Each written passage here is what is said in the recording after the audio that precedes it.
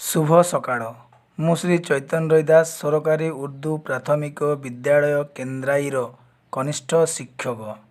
आज मु पंचम श्रेणी विज्ञान बहिर पंचदश अध्यायर प्रसंगटी को आलोचना करने को जाऊँगी। ता पूर्व किछि फोटो देखि नेबा।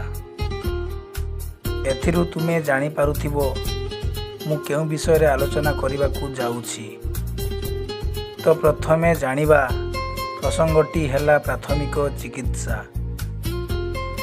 कौनसी दुर्घटनार अस्थायी चिकित्सा को प्राथमिक चिकित्सा बोली कहा जाए। विभिन्न प्रकार दुर्घटना और यार प्राथमिक चिकित्सा कौन करवा उचित।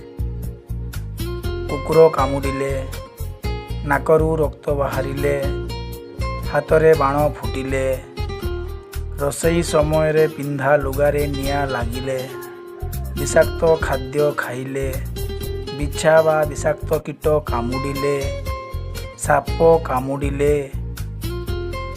कामुड़िले कौन करवा उचित एवं कौन करवा अनुचित ए विषय रे विस्तृत भावे आलोचना करिबा।